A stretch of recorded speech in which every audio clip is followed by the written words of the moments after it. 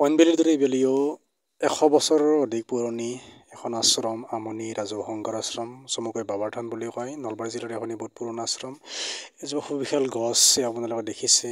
সেই গছজোপাৰ তলতে এটা সময়ত এজন বাবা আহিছিল দূৰৰ পৰা। ইয়াৰে কাহিনী এটা আছে, মই ডেছক্ৰিপশ্যনত দি দিম কাহিনীটো, আপোনালোকে পঢ়ি চাব পাৰিব। ভিডিঅ'টো যিহেতু ছুটি ভিডিঅ', ইয়াতে গোটেইখিনি ক'ব নোৱাৰিম, সেইকাৰণে আপোনালোকে ভিডিঅ'টো চাওক। এই সভা অনুষ্ঠিত কৰা হৈছে, সভাখনৰ দৃশ্যবিলাক চাওক। আমি আহিলোঁ, মোৰ লগত ভাইটি খনীন্দ্ৰ আছে, এনেকৈ আমি দুজন আহিলোঁ।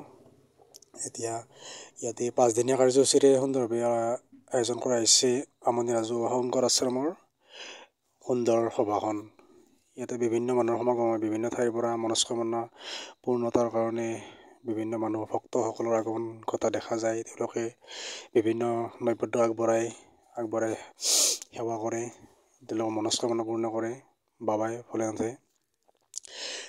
তেতিয়া সেই সময়ত মানে বহুত জংঘল আছিল, পকা অৰ্থাৎ সাপ ভেকুলী এইবিলাকৰ ঠাই আছিল, বা বিভিন্ন হিংস্ৰ জন্তুৰ।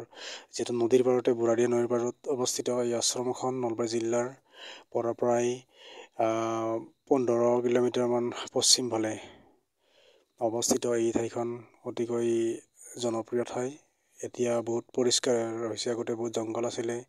সেই বাবাজনৰ পৰা এনেকৈ আদি কৰি যিসকল ইয়াত জড়িত, তেওঁলোকে এই আশ্ৰমখন সুন্দৰভাৱে সজাই পৰাই তুলিছে। ইয়াতে নতুন নতুন কিবাকিবি হৈছে, মন্দিৰো নতুনকৈ হ'ল।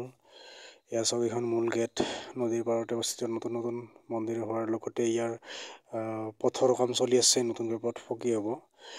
বহুতেই ভাল লাগে, বাবাৰ দৰ্শন কৰিলোঁ। এয়া চাওক, শেষলৈকে চাই থাকিব ভিডিঅ'তে। ধন্যবাদ।